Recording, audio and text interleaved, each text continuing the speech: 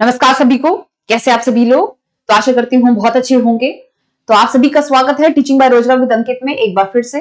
तो बहुत सारे बच्चे जो हैं वो सीटेट की तैयारी कर रहे हैं और कुछ समस्याएं भी आ रही हैं, उसके बारे में हम बात करेंगे। आप बहुत जोर शोर से तैयारी कर रहे हैं, बहुत लगन के साथ, बहुत मगन के साथ। अब यहाँ पर क्या क्या चीजें हैं जिस पर हमारा फोकस होना चाहिए, जिस पर हमारा ध्यान जाना चाहिए। कुछ बच्चे तो ऐसे हैं जो सिर्फ और सिर्फ पास होने के लिए तैयारी कर रहे हैं, उनको सिर्फ और सिर्फ 90 नंबर से ही मतलब है, यानी कि क्योंकि ये सीटेट जो है एक एलिजिबिलिटी परीक्षा है, यानी कि एक पात्रता परीक्षा है। तो आपका जो फोकस है वो सिर्फ और सिर्फ पास होने के ऊपर है, क्योंकि आगे हम इसके बेस पर कोई भी एग्जाम क्वालिफाई कर सके।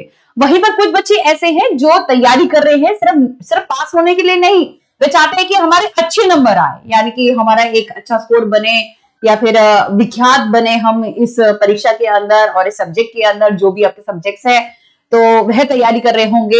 हालांकि 125 के लिए, 130 के लिए कुछ बच्चे ऐसे भी हैं।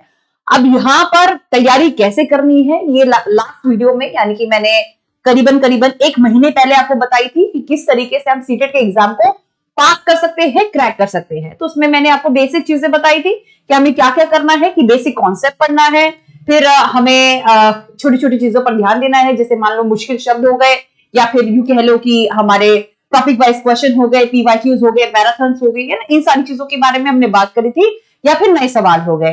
देखिए एक महीने पहले बताए थे, एक महीने में आपके पास बहुत अच्छा खासा समय था। ये कह लो कि कम से कम 30-40 दिन तो थे ही थे, लेकिन चूंकि अब कम समय है, ठीक है, और सिलेबस थोड़ा सा ज्यादा है और सारी चीजों को रिवाइज भी करना है, दिमाग में रखना भी है, ताकि हम पेपर में बहुत अच्छे से नंबर लेके आ सके।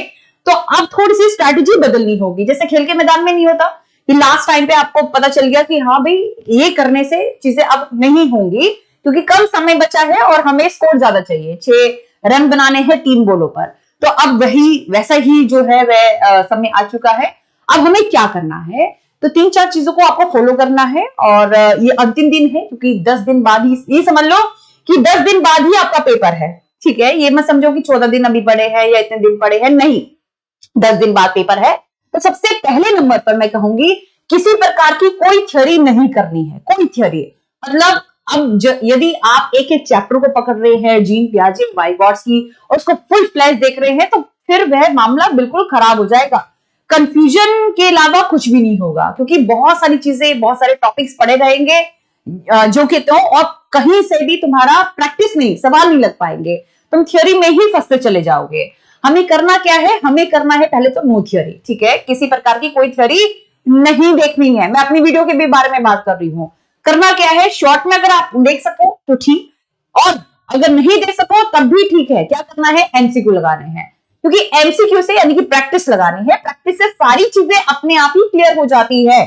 अब प्रैक्टिस कैसे लगानी है, एमसीक्यू कैसे लगाने हैं, आपको पीवाईक्यूज देखने हैं। सबसे पहले सवाल कौन कौन से उठाने हैं, तो सबसे पहले वही देखोगे ना कि सीटेट की जो परीक्षाएं थी अभी तक कैसे कैसे पैटर्न आया है, किस तरीके से पुराने जो पेपर है उसमें सवाल पूछे गए हैं।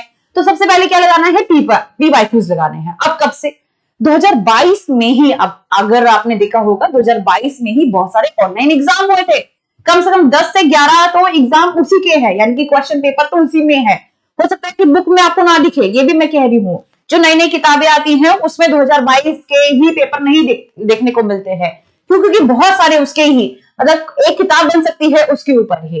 वो सारे के सारे आपको कहाँ मिलेंगे, ऑनलाइन वेबसाइट पे मिलेंगे। सीटेट की वेबसाइट पे चले जाओ, आर्काइव में आपको देखने को मिल जाएंगे। तो सबसे पहले क्या है, पीवाईक्यूज लगा ली 2021 से 2024 तक, ये लगाने ही लगाने हैं। फिर उसके बाद नए सवाल लगाने हैं। अब प्रश्न ये उठता है कि नए सवाल कहां से लगाए, कौन सी ऐसी किताब खरीदे, क्योंकि उसमें तो पुराने सवाल ही होते हैं। तो नए सवाल लगाने के लिए गागर में सागर सीरीज जो अभी आएगी उसको आप देख सकते हैं, या फिर जब जब मैंने कहा है ना कि मॉक टेस्ट, जब जब मेरे मुंह से निकला है, जब भी हमने क्लासेस ली है मॉक टेस्ट के बारे में या न्यू क्वेश्चंस, तो वह न्यू क्वेश्चन है, वह नए सवाल है, उसको लगाए, आपको काफी सारी चीजें क्लियर होंगी। लेकिन वह कब लगाए, जब आपके ये पुराने सवाल कंप्लीट हो गए, यानी कि आपको पुराने सवाल के आधार पर पता चल गया कि यह पैटर्न आएगा, इस तरीके से क्वेश्चन आएंगे। क्वेश्चन कभी रिपीट नहीं होते, कॉपी पेस्ट नहीं होते हैं। हाँ, अगर आधार सेम रखकर नए नए प्रश्नों की बनावट करते हैं तो वह आपको नए प्रश्न से पता चलेगा। अब इसके अलावा क्या करना है, इसके अलावा यह तो हो गया प्रैक्टिस। अब इसके अलावा क्या करना है, इसके अलावा जितने भी आपने छोटे छोटे नोट्स बनाए ना उसका रिवीजन करना है, किताबें खोलनी है, रिवीजन करना है, दिमाग में ठहराना है, क्योंकि आपको रिवीजन कैसे करनी, ऐसे रिवीजन करनी जैसे कल ही हमारा एग्जाम हो। जैसे मान लो कि आज आप कोई चैप्टर की या कुछ किसी भी चीज की या कोई भी आपने नोट्स है पूरी किताब की अगर आपको रिवीजन करनी है, या नोटबुक जहां पर रजिस्टर आपने बनाया पूरा का पूरा आपको रिवीजन करना है, तो आप कैसे करो, ऐसे दिमाग में रखकर चलो कि हाँ मतलब ब्रेन इज वेरी इंपॉर्टेंट। इसमें अगर हमने चिंतन कर लिया ना, इसमें हमने मनन कर लिया कि हमें क्या करना है, चाहे आप गंदी सी गंदी परिस्थिति में क्यों ना हो, तो आपके दिमाग के अनुसार सारी चीजें चलेंगी, ये ध्यान रखना। अगर आप इमली के बारे में सोच रहे हो तो वैसे ही दिमाग में वैसे ही तुम्हारा व्यवहार हो जाता है ना, वैसे ही तुम्हारा इमोशन हो जाता है। तो जिस भी चीज के बारे में आप सोच रहे हो उसका प्रभाव जरूर पड़ेगा। आपको ऐसे सोचना है कि कल हमारा एग्जाम है और उसी के अनुसार आपको तैयारी करनी है, उसी के अनुसार आपको रिवीजन करनी है। फुल एंड फाइनल और लास्ट रिवीजन होनी चाहिए। और अंतिम यानी कि जो चौथा हमारा पॉइंट है वो ये है कि कोई भी सवाल, जैसे अभी आप सवाल लगा रहे हो या लगा रहे होंगे या करोगे, तो ये ध्यान रखिएगा कोई भी सवाल अंत के लिए नहीं छोड़ना है। ये नहीं सोचना है कि हम लास्ट के डेज में करेंगे, लास्ट के डेज ही चल रहे हैं, अंतिम दिन ही चल रहे हैं। ये नहीं सोचना कि हम आखिर में एक दो दिन पहले इन मेन क्वेश्चन को रिवाइज कर लेंगे या पढ़ेंगे या फिर क्वेश्चन देखेंगे। नहीं, ऐसा नहीं होगा, क्योंकि वह क्वेश्चन मतलब जो छूटता है वह छूट ही जाता है, वह दोबारा नहीं आता है, ये ध्यान रखना। ये प्रोक्रास्टिनेशन हमारी जिंदगी में एक बीमारी है, एक बहुत बड़ी बीमारी है। ये डायबिटीज और इन सबसे भी सबसे ज्यादा जो बीमारी है ना वो प्रोक्रास्टिनेशन है। कल करेंगे कल करेंगे, कल कभी नहीं आता है, ये आपको भी बहुत अच्छे से पता है। तो कोई भी सवाल जो है वह बात के लिए नहीं छोड़ना है, इस बात का ध्यान रखिएगा। अगर सिर्फ इन 4 चीजों पर ही आपने फोकस कर लिया, इन 4 चीजों पर लास्ट के टाइम में, क्योंकि अब हमारे पास इतना समय नहीं है कि हम थ्योरी वगैरह देखें, इन 4 चीजों पर ही अगर आपने फोकस कर लिया तो मैं 110% ये कह रही हूं, इसमें टाइम मैनेजमेंट का भी खेल नहीं है। टाइम मैनेजमेंट का खेल बहुत सारे लोगों ने आपको कहा होगा कि टाइम मैनेजमेंट जो है वह सही होनी चाहिए। अरे टाइम मैनेजमेंट तब सही होगा ना जब प्रश्न आते होंगे, जब सवाल आते होंगे। जब आपको सवाल ही नहीं आते तो टाइम मैनेजमेंट का क्या ही इसका लेना देना है।